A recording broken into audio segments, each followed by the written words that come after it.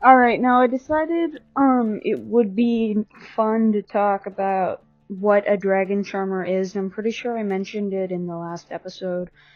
But I kind of want to go more in depth, seeing as the book is going to be called The Dragoncharmers' Son, so it should be well known what a dragon charmer necessarily is.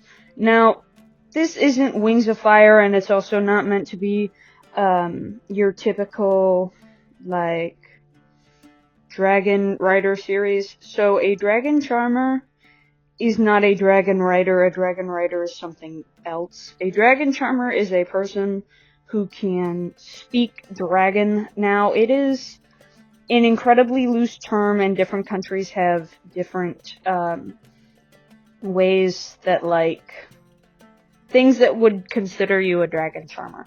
Now, I'm going to use the Dragon Empire as an example because they have two different kinds of dragons, potentially more. I'm not sure if I want to add any.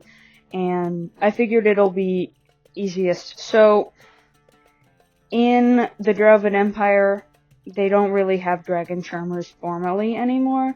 They don't have dragon charmers formally anymore. They have these things called, because featherflights are so docile and so not attacky, that it's sort of, like, they used to, but it fell out of business. So a dragon charmer is like, it's a person who can speak dragon fluently. Now dragons can't, many dragon species can't speak human languages, at least not very well. A few of them might know a few words, but dragon languages generally have a lot of like R's and A's, because their throats lack the proper, like, I guess, they lack the proper, like, structure to say human words, right? So dragons do not have human charmers because it's physically impossible. But it's very easy for a human to make dragon noises, as was pointed out in, Dragon Slayer, the book by Tui T. Sutherland, which is in the Wings of Fire universe. So dragons, they have their own complex societies. A lot of them don't. A lot of them are just sort of like wild animals that can talk, because if you're gonna have a really big animal that needs to eat a lot of large game, obviously it follows that they're not gonna be super, like, keen on being nice to other animals of that species, if that makes sense. 'Cause, like, that's, like, all of your food. What is that? That is disgusting.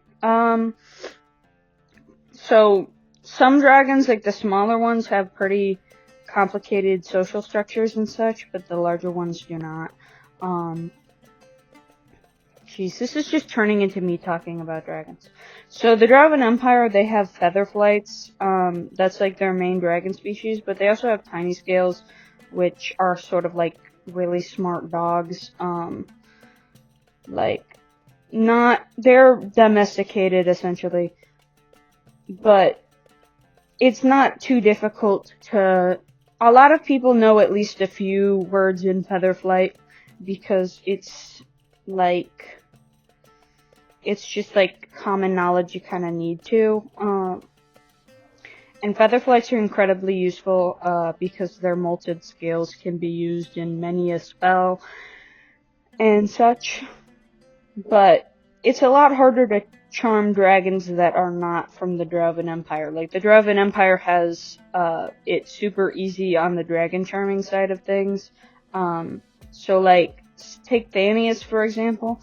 They have featherflights, or not featherflights. The Draven Empire has, sun scales, which are ambush predators and incredibly difficult to, essentially, one, find, and two, talk to. So the Thanius has, like, it's an entire thing you can do in college is charm dragons, right?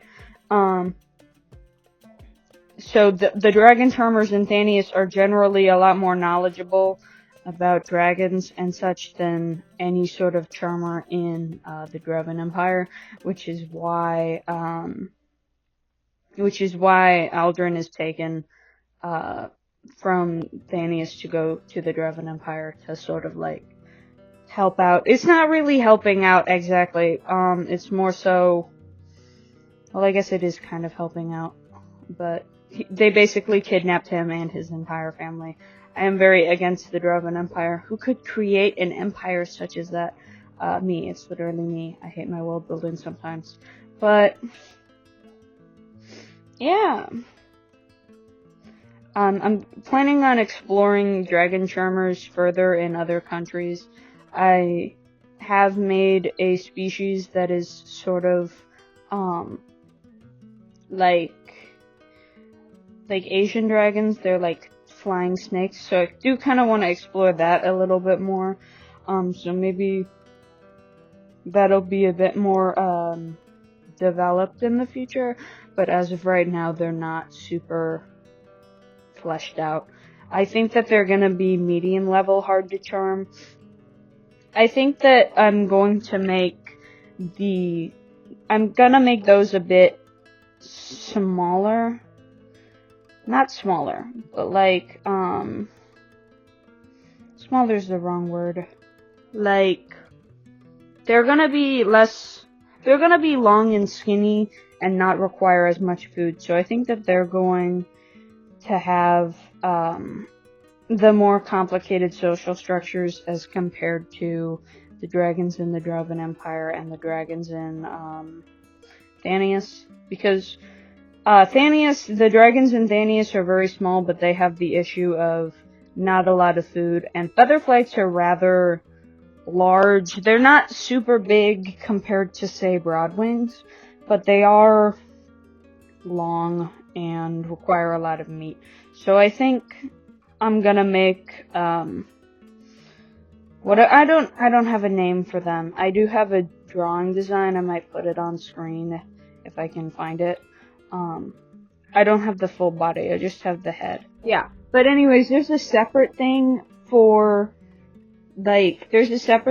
that's, it's not a dragon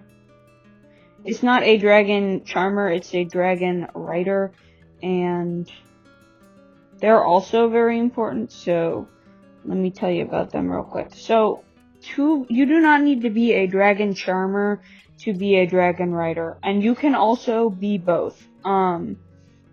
It's possible to be both. I'm sure most dragon charmers are also dragon riders, because if you can talk to dragons, why wouldn't you want to, I don't know, if you can already talk to dragons, why wouldn't you want to, ride one? But basically a dragon rider has a similar relationship to your dragon than you would to, like, a horse. The dragon thinks that you are its pet, okay? I will say. I hate that. Yeah, so the dragon thinks that you are its pet and not the other way around. Generally, most dragon riders that are not dragon charmers are princes or members of royal families that, really, really, want the status of being able to ride a dragon, or they're, farmers who find it easier to ride dragons, than it is to just, get a horse, which, go off, I guess, king. What is this? Go off, I guess, king, but generally if you're not a dragon charmer and you want to ride a dragon, you're gonna need, okay, I'm gonna finish filming this later. Okay, so, it's later. As I was saying, if you wanna be a dragon rider, you need to essentially know the dragon from when it's, a really, really young age. like a little kid, like a hatchling, essentially. And you may ask yourself, especially if featherflights are so docile, why don't more people become dragon riders if it's that simple? If all you need to do is, like, know a dragon from its youth to be able to, like, ride it. And there is one problem with that, and that is, do you know how much food a dragon would need to eat? Like,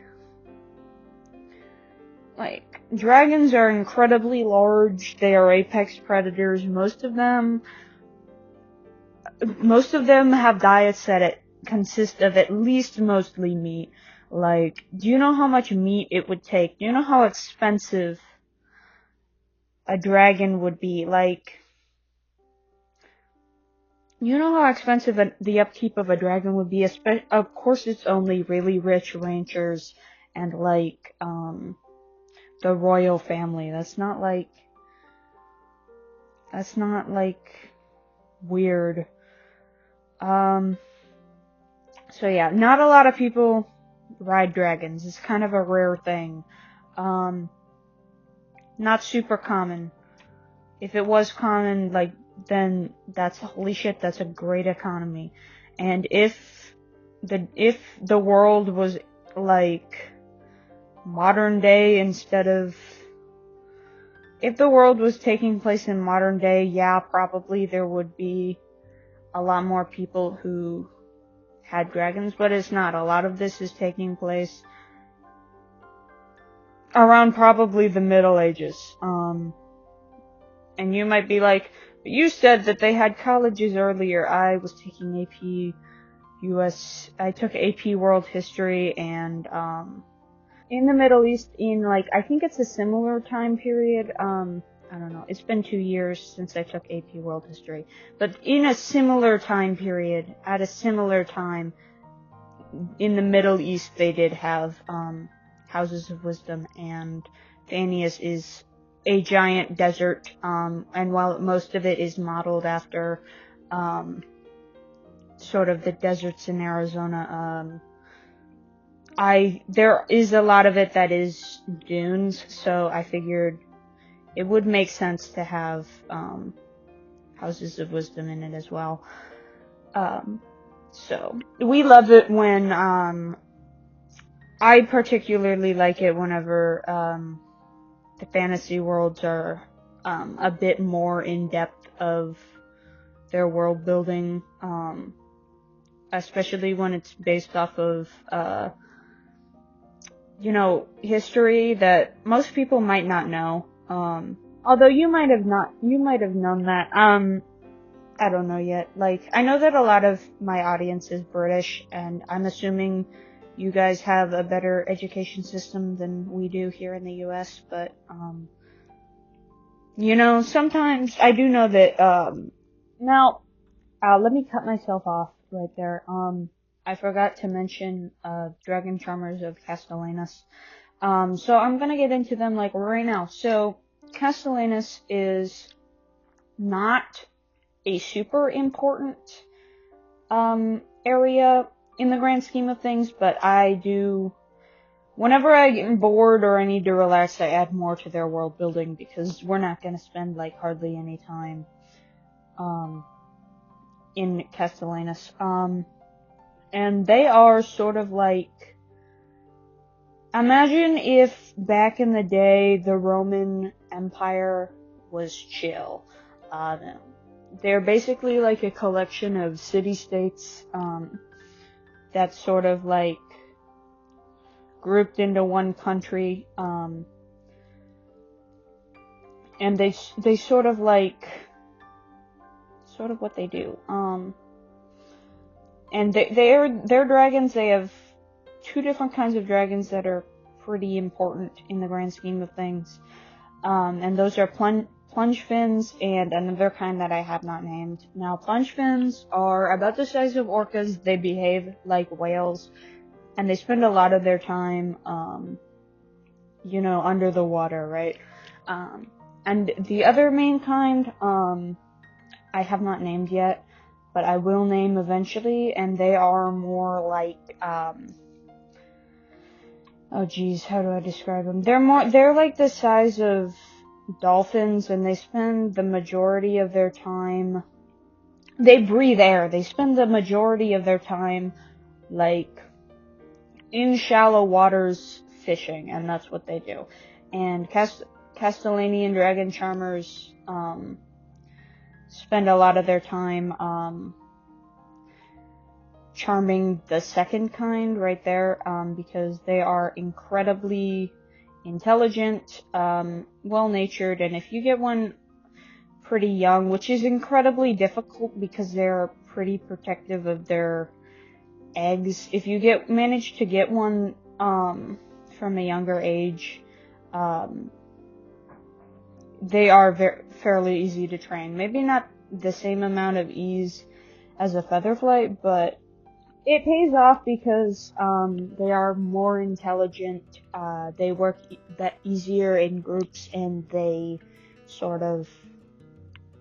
have 6 limbs instead of 4, so they can do a lot more stuff that maybe a featherflight would not be allowed, or not be able to do, and they can carry heavier loads. So it does work out if you want to charm those specific dragons. And funnily enough, Castellanus has probably the highest rate of